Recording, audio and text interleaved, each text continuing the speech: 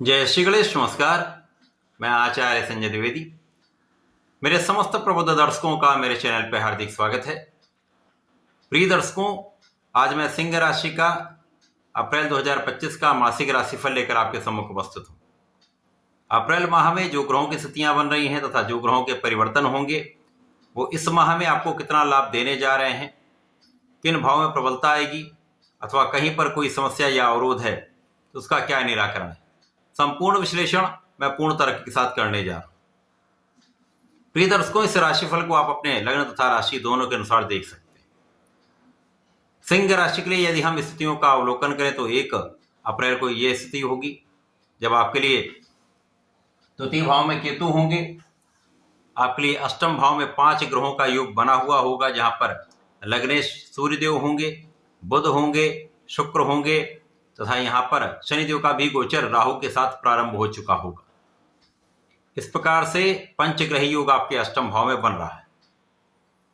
आपके दसम भाव में गुरुदेव बृहस्पति का गोचर चल रहा है, जहां पर प्रारंभिक समय में चंद्रमा भी होंगे तथा एकादश भाव में मंगल का गोचर चल रहा है। इस माह में पहला परिवर्तन मंगल का है, जब मंगल 4 अप्रैल को राशि परिवर्तन करेंगे तथा द्वादश भाव में व्यय के भाव में ये प्रवेश करेंगे, जहां पर ये अपनी नीच राशि में भी होंगे। 13 अप्रैल को देर रात्रि काल में सूर्यदेव का राशि परिवर्तन हो जाएगा। सूर्यदेव अष्टम भाव से निकलकर भाग्य भाव में प्रवेश करेंगे, जहां पर ये उच्च राशि में होंगे। इस माह में 7 अप्रैल को बुध वक्री से मार्गी हो जाएंगे तथा 14 अप्रैल को शुक्राचार्य भी वक्री से मार्गी हो जाएंगे। सिंह राशि के लिए अप्रैल माह में जो योग बन रहे हैं उनमें सबसे पहला तो ढैया यहां से आपकी प्रारंभ हो चुकी है। अप्रैल माह में आपकी ढैया का प्रभाव आरंभ हो चुका होगा। शनिदेव आपके अष्टम भाव, जो मृत्यु का भाव है, आयु का भाव है, यहां पर गोचर करना प्रारंभ कर चुके होंगे। अब लग्नेश का अष्टम भाव में गोचर चल रहा है, जहां पर ये प्रारंभिक समय में 14 मार्च के बाद ये ग्रहण दोष में होंगे, परंतु 1 अप्रैल से ये अत्यंत प्रबल अवस्था में होंगे, 15 डिग्री पर होंगे, तो कोई बहुत निर्बलता यहां पर नहीं होगी। वैसे भी सूर्यदेव को किसी प्रकार का कोई त्रिकोदोष नहीं लगता। तो अकेले इन 5 ग्रहों में राहु बलवान है तथा अकेले सूर्यदेव बलवान होंगे, और तथा इनके बीच में अंशों का अंतर अधिक हो चुका होगा, जिसके कारण सूर्य बलवान स्थिति में आकर उच्चाभिलाषी होकर भाग्य भाव की ओर गमन कर रहे होंगे। प्रिय दर्शकों, 2 ऐसे ग्रह हैं, यदि आपकी कुंडली में ये बलवान अवस्था में है तो ये कुंडली के कई दोषों को समाप्त कर देते हैं। उनमें गुरुदेव बृहस्पति तथा सूर्यदेव हैं। अब सूर्यदेव राजा है तो राजा के समान ही इनका प्रभाव भी होता है, जिसके कारण ये जिस भाव में होंगे, जिन ग्रहों के साथ में होंगे, उन ग्रहों को भी ये प्रबलता देंगे। अब यहां पर बुध जो 4 डिग्री पर होंगे, जहां पर ये राहु के पास में होंगे, जिसके कारण राहु का जड़ दोष बना हुआ होगा। इसी प्रकार से शुक्राचार्य भी राहु के पास में होंगे, यहां पर भी एक दूषित प्रभाव प्राप्त हो रहा होगा। अब यहां पर यदि हम अवलोकन करें तो बुध 2 अत्यंत महत्वपूर्ण भाव के स्वामी होकर अष्टम भाव में होंगे, जहां पर बुध निर्बल भी होते हैं, और जड़ दोष में होकर इन भावों को ये अत्यंत निर्बल करने वाले हैं, जो आपके लाभ और धन का भाव है। शुक्राचार्य आपके कर्म और पराक्रम के स्वामी, तो अत्यंत विशेष भावों के स्वामी का गोचर अष्टम भाव में चल रहा है अप्रैल माह में, जहां पर ये निश्चित रूप से समस्या देने वाला है। इसी प्रकार में से जब शनिदेव ढैया प्रारंभ करेंगे तो ढैया वैसे भी अष्टम भाव की अत्यंत संघर्षमय होती है। सबसे बड़ी समस्या आपके कार्य क्षेत्र में आती है। अब यहां पर शनिदेव विपरीत राजयोग में तो अवश्य होंगे, परंतु यहां पर आपको पूरे माह में तथा पूरे 2.5 वर्षों में अपने जीवन साथी का ध्यान रखना होगा।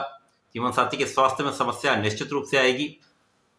प्रारंभिक समय में जब तक सूर्यदेव 13 अप्रैल तक आपके अष्टम भाव में रहेंगे, यहां पर आपके स्वास्थ्य में भी समस्या रहेगी। इसी प्रकार से कार्य क्षेत्र में भी उतार चढ़ाव की स्थिति बढ़ जाएगी।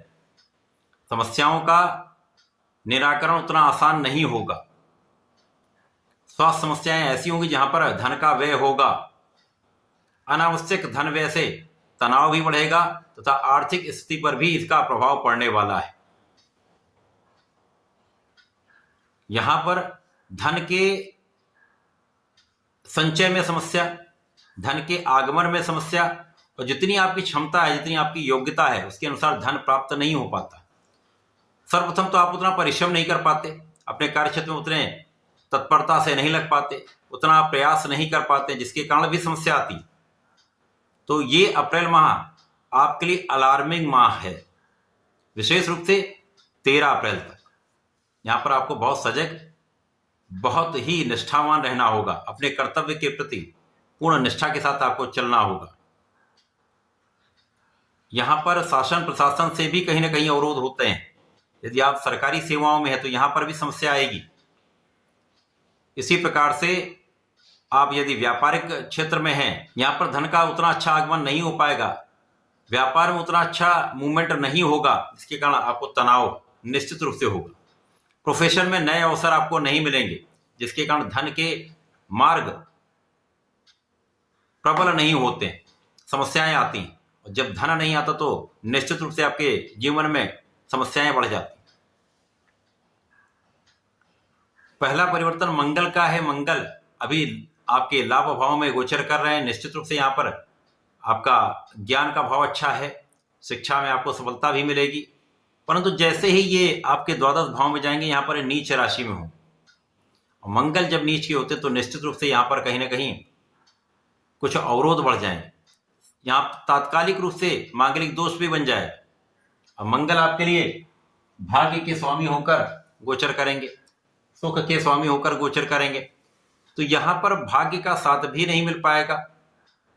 अब भाग्य का साथ आपको मिल नहीं रहा है, परिश्रम आप उतना अच्छा कर नहीं पा रहे हैं, तो निश्चित रूप से आपका कार्यक्षेत्र यहां पर प्रभावित होगा।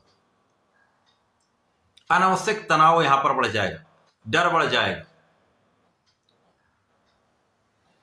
जब यहां पर सूर्यदेव भाग्य भाव में पहुंचेंगे तो मंगल की जो निर्बलता है वो कम होगी। अब मंगल यहां पर कुछ बैलेंस हो जाएंगे, जिसके कारण इनका नीच प्रभाव कम होगा, तो अनावश्यक व्यय आपका रुकेगा। परंतु जीवन साथी के साथ जो तनाव है, क्लेश है, वहां पर आपको समन्वय बनाना होगा। इसी प्रकार से साझेदारी में भी आपको बहुत समझदारी से काम करना होगा, क्योंकि साझेदारी टूटने का डर है। यहां पर विच्छेद के योग बन रहे हैं। अब सूर्यदेव बलवान होकर आपके भाग्य भाव में होकर भाग्य को प्रबल करना प्रारंभ कर देंगे, तो उतना 100% तो भाग्य का साथ नहीं मिलेगा, परंतु सूर्य का बल इतना है कि भाग्य के साथ आपका पराक्रम भी बढ़ने लगेगा। तो जब पराक्रम आपका अच्छा हो जाता है, क्योंकि लग्नेश भाग्य भाव में होंगे, तो बहुत कुछ समस्याएं यहाँ पर कम होने लगती हैं, समस्याओं का निस्तारण होने लगता है। इसी प्रकार से सरकारी नौकरी में जो लोग हैं, जो समस्याएं आ रही थी, जो अवरोध आ रहे थे, अथवा बिना कारण से जो तनाव बढ़ रहा था, वो कम होने लगेगा।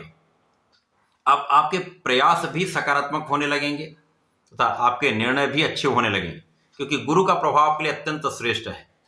गुरु यहाँ पर बलवान होकर दशम भाव में है, तो यहाँ गुरु का प्रभाव बहुत कुछ आपके धन के मार्ग को बनाने वाला है। अब जब सूर्य बलवान होकर भाग्य भाव में आ जाएंगे, तो गुरु का प्रभाव, सूर्य के प्रभाव के साथ आपको निश्चित रूप से धन का लाभ कराने वाला होगा, धन के मार्ग बन जाएंगे। इसी प्रकार से सरकारी नौकरी में सफलता मिलेगी, समस्याएं दूर होंगी। वाणी की जो निर्बलता चल रही है, वाणी का जो दूषित प्रभाव है, वो बहुत कुछ पहले से कम हो जाएगा। परिवार का सहयोग मिलने लगेगा, जो परिवार के बीच में आपका तनाव चल रहा था वो दूर होने लगेगा। पिता का सहयोग, पिता का आशीर्वाद प्राप्त होगा। इस माह में कहीं ना कहीं से कुछ ऐसी विषम स्थिति आ सकती है, आप उसको मैनेज नहीं कर पाएंगे, चाहे वो आपका आर्थिक पक्ष हो, चाहे वो आपका शारीरिक पक्ष हो, या आपका सामाजिक पक्ष हो। यहाँ पर कुछ अज्ञात चीजें होती हैं, आप समझ नहीं पाते और वो असाध्य होती हैं। तो यहाँ पर आप प्रयास ये करें कि अपने धैर्य को बनाए रखें। समस्याओं का पूर्ण रूप से धैर्य के साथ सामना करेंगे तो समस्याएं कम होंगी। इस माह में जो सूर्य के जाने के बाद जो योग बनेगा उसमें जब बुध और शुक्र मार्गी हो जाएंगे तो समस्याएं यहां पर कम होने लगेंगी, तो धन के मार्ग बनने लगेंगे, पहले से अधिक धन की प्राप्ति होने लगेगी। पूर्ण रूप से इस माह में तो उनका ट्रांजिट नहीं होगा, लेकिन जब ये राहु से दूर होने लगेंगे तो राहु का जड़ दोष भी कम होने लगेगा। इसी प्रकार से जो बिना कारण से स्वास्थ्य समस्याएं हो रही थी, अनावश्यक व्यय हो रहा था, वो कम होने लगेगा, तो स्थिति पहले से अच्छी हो जाए। शनि यहां पर 0 डिग्री पर होंगे तो बहुत कोई बड़ी समस्या ना ही कर पाएंगे, ना ही इसी प्रकार से कोई बहुत बड़ा लाभ दे पाएंगे। पूर्ण रूप से राहु के आधिपत्य में ये पूरा माह रहने वाला है। राहु यहां पर अष्टम भाव को निश्चित रूप से दूषित कर रहे हैं, जिसके कारण आपका आध्यात्मिक भाव भी यहां पर निर्बल होगा, पूजा पाठ में आपका मन भी नहीं लगेगा। बहुत कुछ शुक्र और बुध के प्रभाव के कारण भी यहां पर समस्याएं हो रही थी, लेकिन जैसे जैसे ये मार्गी अवस्था में आकर आगे बढ़ेंगे समस्याएं कम होने लगेंगी। इसी प्रकार से सूर्य और गुरु का प्रभाव आपको बैलेंस करने वाला होगा। जब समस्याएं आती तो अपने आप धैर्य आ जाता है, समस्याओं से आप सीखते हैं। अप्रैल माह के अंत से स्थितियां कुछ सकारात्मक होने लगेंगी, आपके कार्य क्षेत्र में कुछ प्रबलता आएगी, धन का लाभ बढ़ने लगेगा। तो पूरे माह में आपको नियमित रूप से भगवान भोलेनाथ के शरण में रहना चाहिए। ओम नमः शिवाय का कम से कम 1 माला सुबह शाम जप करें, भगवान भोलेनाथ पर जलार्चन करें तथा प्रत्येक रविवार को आदित्य हृदय श्रोतम का पाठ करें। भगवान भोलेनाथ पर लाल चंदन का अर्पण करें, लाल पुष्प का अर्पण करें तथा श्वेत मिष्ठान का अर्पण करें। यदि आप ऐसा करते हैं तो निश्चित रूप से समय की समस्याएं कम होंगी, आपकी भी रक्षा होगी, आपके परिवार की भी रक्षा होगी तथा लाभ में वृद्धि के योग बनेंगे। तो ऐसा करके इसका लाभ लें। धन्यवाद, नमस्कार।